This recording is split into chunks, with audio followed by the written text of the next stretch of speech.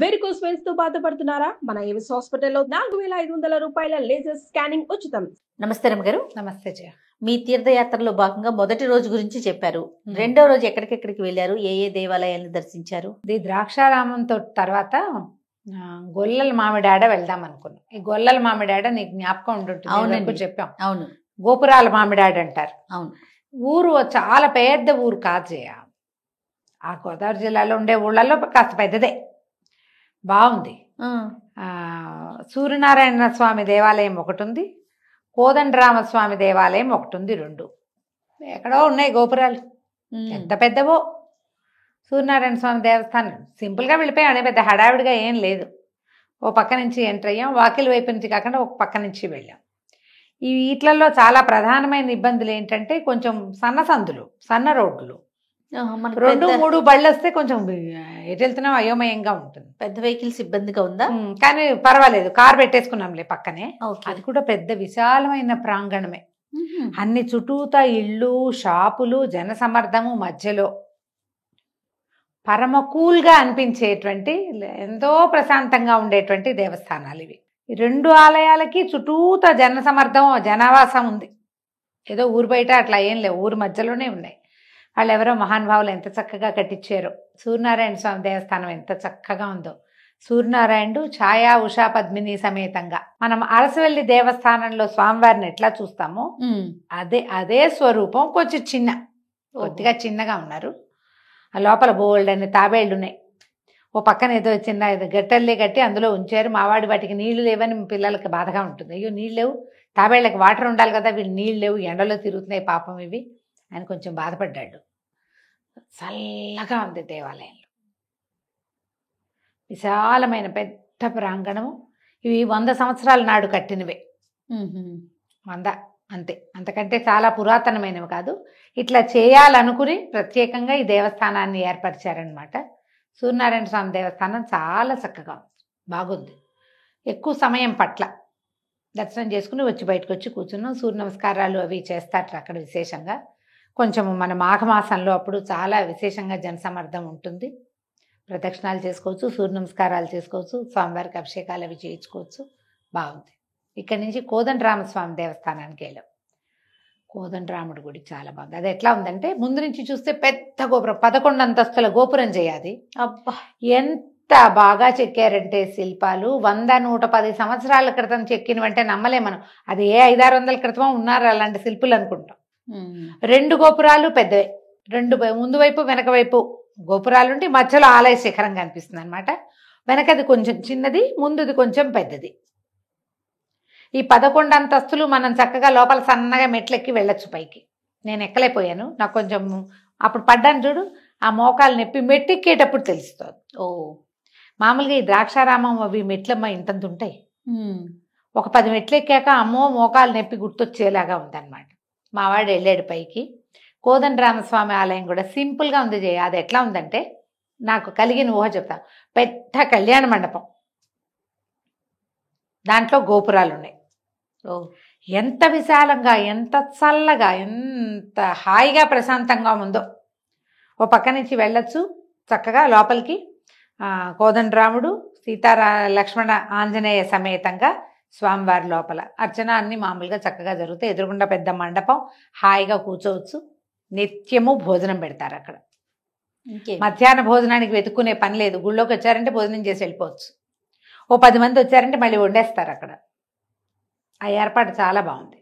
అక్కడి నుంచి దీనిపైన ఇంకొక విశేషం ఉంది. కింద రాముల వారిని చూసి కూల్గా ప్రశాంతంగా ఉన్న ఈ వాతావరణాన్ని ఆస్వాదించి పైకి వెళ్తే మనం ఒక 12 మెట్లు 14 మెట్లు ఉన్నాయి ఫస్ట్ ఫ్లోర్కి.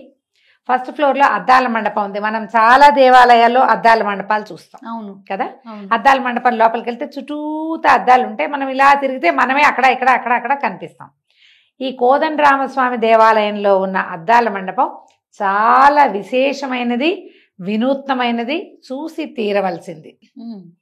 మనం వెళ్తూ ఉంటామా, ఆ ఒకే అద్దంలో మన ముందు భాగము వెనక భాగము కూడా కనిపిస్తాయి మనకి.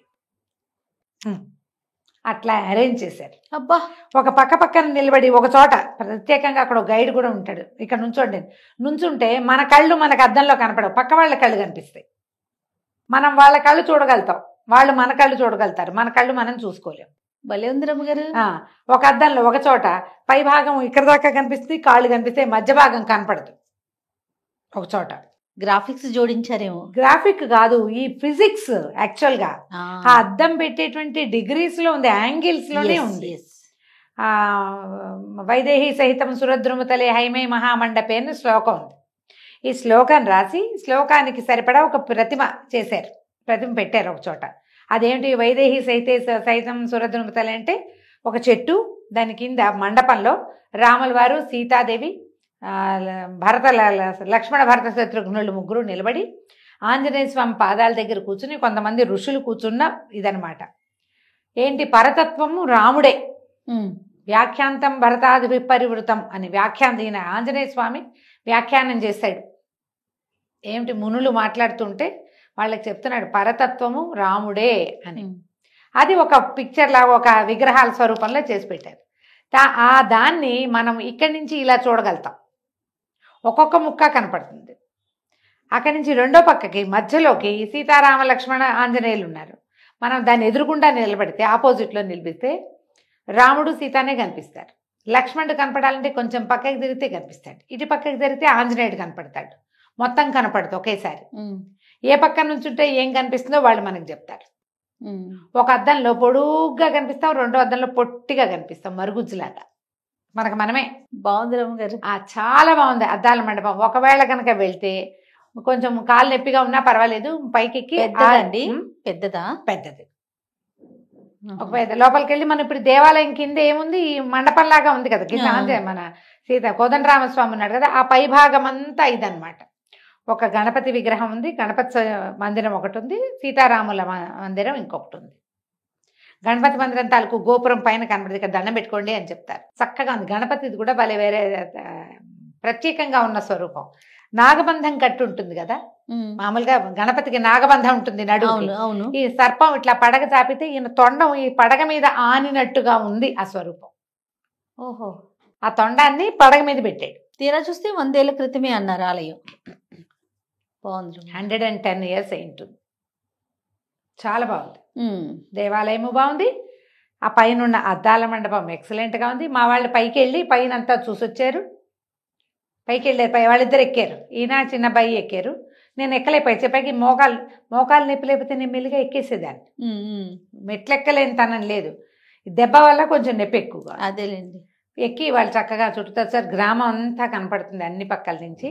విగ్రహాలన్నీ కూడా బాగా చేశారు. ఎంత బాగుందో, మంచి ఎక్స్పీరియన్స్. మామూలుగా మన శ్రీరంగము అక్కడికి వెళ్తే మనం ఆ పైకి ఎక్కే అవకాశం లభిస్తుంది కదా, అలాంటిది ఇక్కడ కనిపిస్తుంది. అద్భుతం. మా సాదా సీదా ఊర్లో అంత పురాతనమైనవి కాకపోయినా చాలా శ్రద్ధగా చేశారు. దాంతోపాటు నిత్యాన్నదానం ఒకటి మంచి ప్రోగ్రాం ఈ దేవాలయంలో. భోజనం చక్కగా పెట్టారు. మేము మామూలుగా పెద్దగా బయట తినకుండా ఉండడానికి ట్రై చేస్తాను నేను. వాళ్ళు భోజనం చేయండి 3 సార్లు అన్నాక నేనేమనుకుంటానంటే, నాకు ఒక సిద్ధాంతం ఉంటుంది, ఎవరైనా పదే తినండి అన్నప్పుడు వద్దు వద్దని వెళ్ళిపోయామనుకో, వాళ్ళు ఇంకా భోజనం దొరకదు.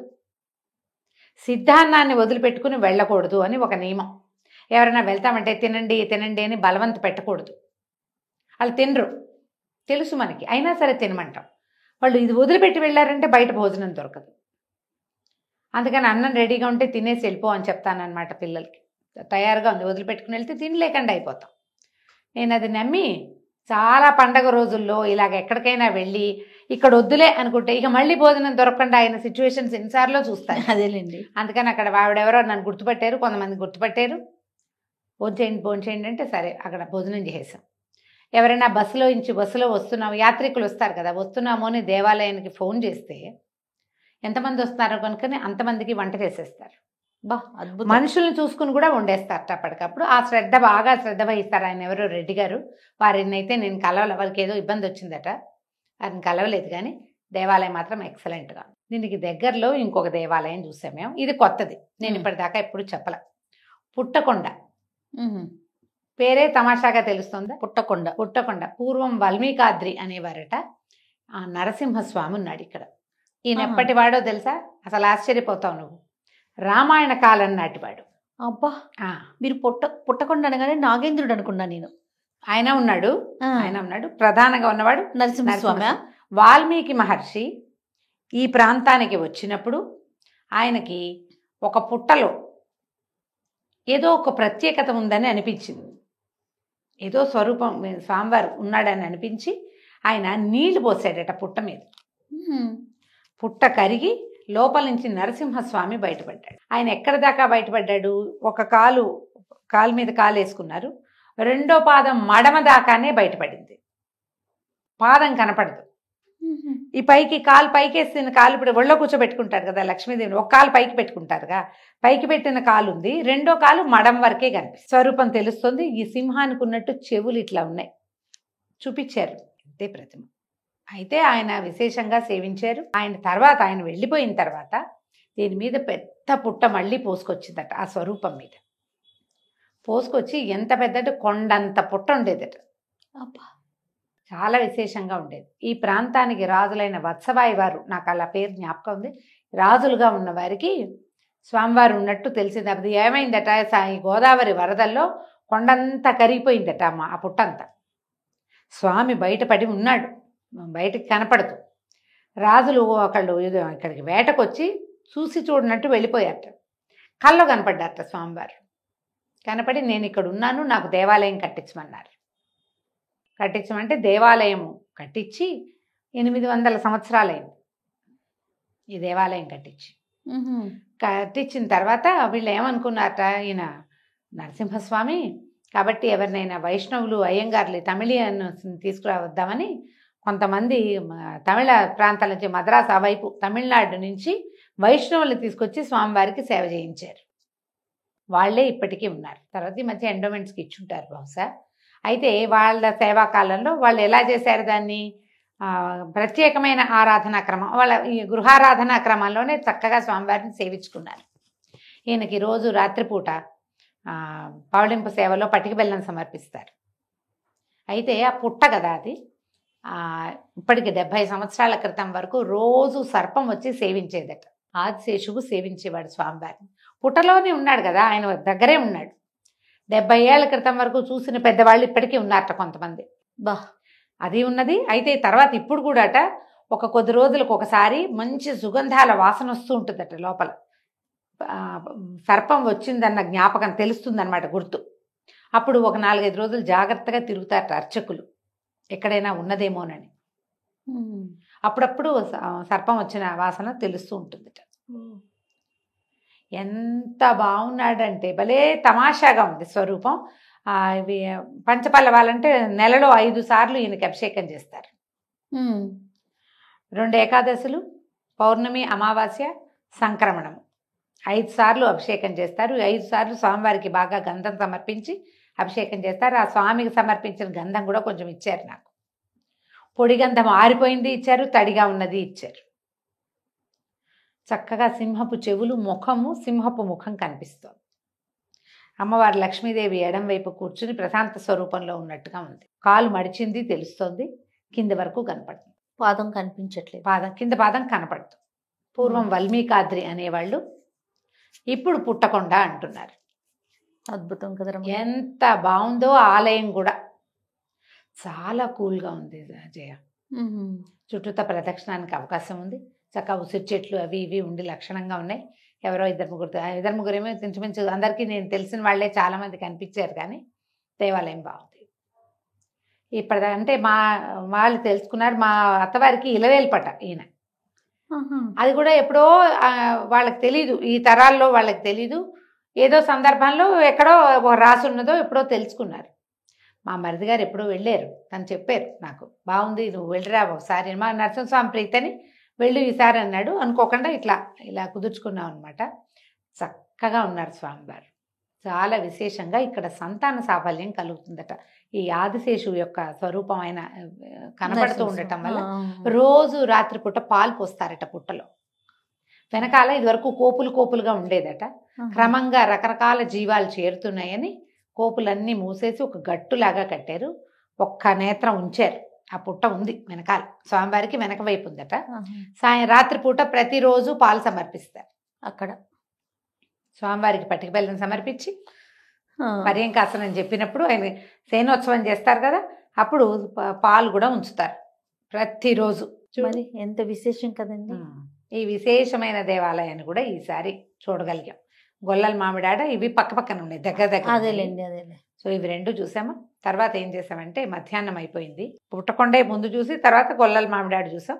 మధ్యాహ్నం కుమార భీమారామం వెళ్దాం అనుకున్నాం. కుమారారామం సామర్లకోట. అవును. కానీ కరెక్ట్ గా మేము అక్కడికి చేరేసరికి మిట్ట మధ్యాహ్నం ఆ. దేవాలయం ఆలయం మూసుంటుంది. ఆ.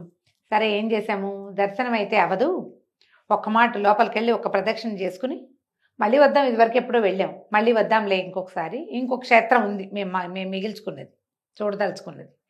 సరే ఏం చేసాము, బయలుదేరి కుమార భీమారామలకి.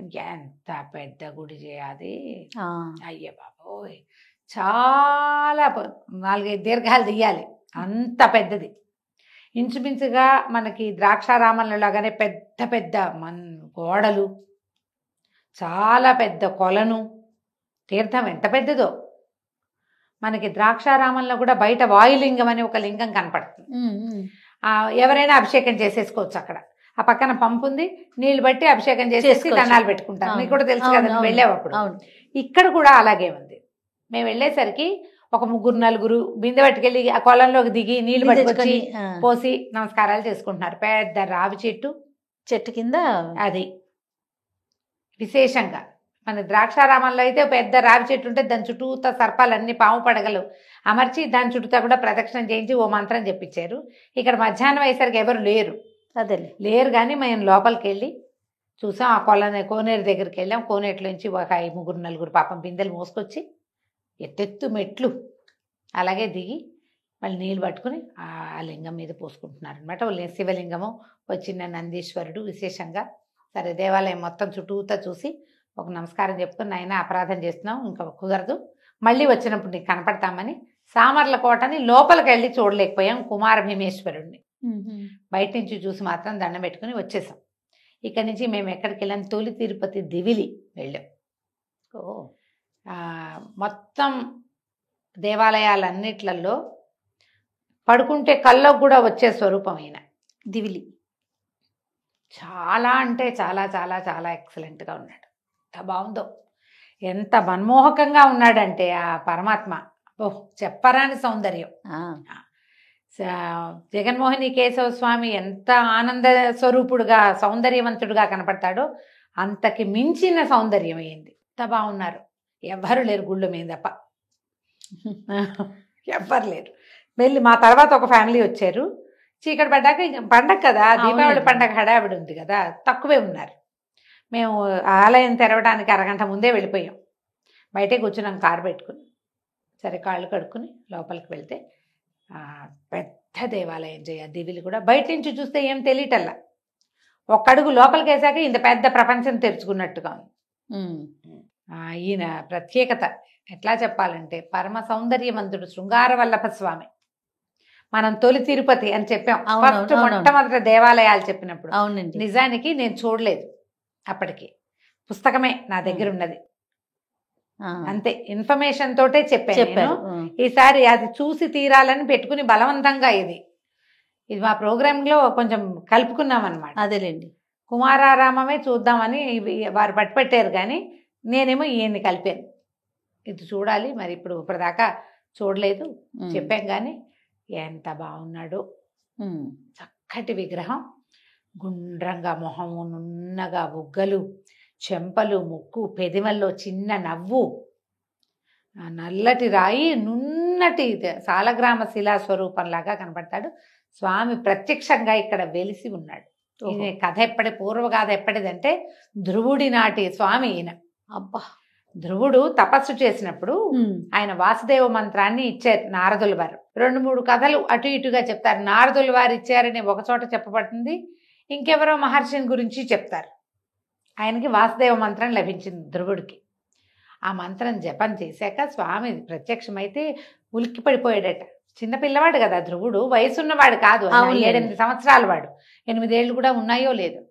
అయితే ఈయన పరమేశ్వరుడు పరమాత్మ పిల్లవాడు భయపడుతున్నాడని గబుక్కుని చేతులతో పిల్లాడి చెంపలు పట్టుకున్నాడు. పట్టుకుని ఎందుకు భయపడద్దు, నీ అంతే ఉన్నాను చూడు అని చెంపలు తట్టి కళ్ళు తెరిపించి చూపించాడు తనని తను. ధ్రువుడు ఎంత ఉన్నాడో అంతే సైజులో అంతే ఎత్తులో తనంత ఎత్తులో ఉన్నటువంటి శంఖచక్రధారి పీతాంబరధారిని చూశాడు. అయితే ఈ చేతులతో చెంపలు పట్టుకున్నాడు కదా, శంఖచక్రాలు సవ్యాలుగా ఉంటాయి, ఉండాల్సిన రకంగా ఉండవు, కుడి ఎడమలు మారిపోయి ఉంటాయి. అట్లాగే వెలిసి ఉన్నాడు. ఆ బుగ్గలు పట్టి ఒత్తాడట ఆయన. అప్పుడు ఈ పిల్లవాడు కూడా చెంపలు పట్టుకున్నాడు స్వామివారిని. చెంపలు ఒత్తినట్టు తెలుస్తుంది. బాగున్నాడు. పైగా మేము వెళ్ళినప్పుడు ఆ అర్చక స్వామివారికి ఆయనకి పచ్చకర్పూర నామం పెట్టారు. తిరునామంతో అబ్బాబ్బాబ్బా ఎంత బాగున్నాడు, మహా సౌందర్యవంతంగా ఉన్నాడు, చాలా కళగా, భలే బాగుంది. అయితే ఈ దర్శనం చేసుకున్నాం. పటిక బెల్లం ఇక్కడ స్వామివారికి మొక్కులు తీర్చుకునే విధానం. నాకు ఇంత పటిక బెల్లం మొక్కు ఇచ్చారు, అక్కడ పటిక బెల్లం ఇచ్చారు. పుట్టకొండలోనూ పటిక బెల్లం ఇంతంత అచ్చులు ఇచ్చారు. ఇక్కడ ఇంత పెద్ద అచ్చు, పెద్దది. కలకడ బోళ్ళు బాగా తినాలి, బోళ్ళంత పటిక బెల్లం. ప్రయాణం అంతా పటిక బెల్లమే తిన్నాం మేము. అయితే దీనికి వెనకాల దేవాలయం నుంచి వెనక పక్కకి వెళ్ళటానికి దారి ఉంది. ఒక పక్కకి ఇక్కడ ఏంటంటే పురాతనమైన ఒక బావి ఉంది. బావి విశేషం ఇక్కడ. స్వామివారి నాభి నుంచి వచ్చింది ఈ జలం అని ఒక పాఠం ఉంటే, బొటనవేలు నుంచి వచ్చి బొటన బావి అని రాసి ఉంటుంది. ఇక్కడ నీరుంటే దేవతలు వచ్చి ఇక్కడ స్నానం చేసి స్వామివారిని చూసేవారు ఆ బావిలో. అది గుండ్రటి బావి కాకుండా చతురస్రాకారంలో ఉన్న బావి. ఓ 2-3 తాబేళ్లు కూడా ఉన్నాయి. ఈ బావి నీళ్లుని నెత్తిమీ చల్లుకుని తీర్థం పుచ్చుకుని ఏదైనా మొక్కుకుంటే కావలసిన సంతానము, వివాహము, ఉద్యోగము, ఏదైనా ప్రత్యేకమైన మొక్కుంటే స్వామివారికి మళ్ళీ కనపడి పటిక బెల్లాన్నే సమర్పిస్తారట. బావి కూడా చాలా బాగుంది. నీళ్ళు ఎంత రుచిగా ఉన్నాయో, గొప్ప రుచిగా ఉన్నాయి. ఇక్కడ నీళ్లు బాగున్నాయా? మేము అక్కడికి వెళ్ళాం కదా పుట్టకొండ. ఆ పుట్టకొండలో ఒక పంపు ఉంది. మామూలుగా నాకు చేతి పంపు అంటే మహా ఇష్టం చేయం. అవును చెప్తారు. పంపు చూస్తే ఒక సంతోషం వచ్చేస్తుంది. దాని మీద ఇట్లా చెయ్యేస్తే వచ్చేసినాయి నీళ్లు. ఆ నీళ్లు కూడా మహా బాగున్నాయి. నేను కార్తీకంలో వెళ్ళలేకపోయానని చాలా దిగులు నాకు. ముందు వెళ్ళిపోయాం, పండగ అప్పుడు వెళ్ళిపోయాం కదా. కార్తీకం అయితే ఎక్కడైనా స్నానం చేసి కనీసం ఏ నదిలోనో ఎక్కడ ఏ బావి దగ్గర స్నానం చేసి దర్శనం చేసుకునే పని. ఒకరోజు ముందు అయిపోయాం. సరే ఇక చేసేదేముంది, ఈ బావిలో నీళ్లు మంచి రుచిగా ఉన్నాయి. ఏది కావాలంటే అది ఎవరో ఒక వెదవాడి నుంచి వచ్చిన ఒక కుటుంబం కూడా కనపడ్డారు. వారు కూడా బలకరిచ్చారు. ఈ దర్శనం చేసుకుని మళ్ళీ తిరిగి రోడ్డు ఎక్కేసాం. మేము విజయవాడ వచ్చేసాం రాత్రికి. అక్కడి నుంచి సాయంత్రం 5 గంటలకి వీరిని చూసి దివిలి శృంగార వల్లభ స్వామిని చూసి ఈ తిరుపతి దీని సంగతి ఇంకొకటి చెప్పాలి. తొలి తిరుపతి అంటారు దివిలిని. అవును. ఇది దాదాపు 8,000 సంవత్సరాల నాడు వెలిసిన దేవాలయం. 8,000 తిరుమల కంటే ముందు. కాబట్టి తొలి తిరుపతి వచ్చింది, అందుకే తొలి తిరుపతి అన్నారు. ఇక్కడ ఏంటంటే స్వామివారు భూలోకంలో అవతరించినప్పుడు శ్రీనివాసుడు వచ్చాడు కదా మనకి. మన వెంకటేశ్వర స్వామి భూలోకంలో రావటానికి తొలి అడుగు ఇక్కడ వేశాడని అంటారు. అందుకనే ఇక్కడ ఇలాంటి స్వరూపంలో వెలిసి ఉన్నాడంటారు. అది ప్రాంతాల వారీగా చెప్పుకునే కథలే కానీ అంతకంటే ముందుది 8,000 సంవత్సరాల నాటి చరిత్ర ఉంది ఈ దేవాలయానికి. అవకాశం ఉన్నవాళ్ళు, ఆ ప్రాంతంలో వెళ్ళిన వాళ్ళు, ఆ పక్కకు వెళ్ళిన వాళ్ళు తప్పకుండా చూడండి. చూడవలసిన అత్యద్భుత సౌందర్య రాశి అయినటువంటి భగవద్ విభూతి కనిపిస్తుంది ఇక్కడ మనకి. చాలా బాగున్నారు స్వామి. పైగా ఇట్లా కొంచెం దగ్గరలో నుంచి చూడొచ్చు. జనం తక్కువగా ఉండటంతో ఇంకొంచెం మంచి అవకాశం లభించింది. చాలా బాగున్నారు. ఆళ్వార్లు బయట, తర్వాత అమ్మవారు లక్ష్మీదేవి చక్కగా ఉన్నారు. ఆళ్వార్లు కూడా మనం దేవాలయంలోకి వెళ్తుంటే ఎడం వైపు, అంతకుముందు అటువైపు ఉండేవారట, ఇటువైపుకి మార్చారు. బాగున్నారు, చక్కగా విశేషంగా ఉంది. ఉత్సవార్లు ముచ్చటగా ఉన్నారు. ఎంత చక్కగా ఉందో, మంచి దేవాలయం. దీంతో ట్రిప్ పూర్తి చేసి విజయవాడ వచ్చేసాం మేము. రాత్రికి అక్కడ ఉండి మా అక్కయ్య గారింట్లో మర్నాడు పొద్దున దుర్గగుడిలో అమ్మవారిని చూసుకుని వెళ్ళాం కదా. ఎలా పండగ రోజులని మంగళవారం పొద్దునే అమావాస్య తెల్లవారితే ఒకసారి వెళ్ళి ఆమెను కూడా చూసి వెనక్కి వచ్చేసాం. 2 daysలో ఇంత చేసాం. సూక్ష్మంలో మోక్షం. చాలా టెంపుల్స్ చూసారు, మంచి ఆలయ దర్శనాలు అయినాయి మీకు కదండి. రైట్ అండి. నమస్తే. నమస్తే.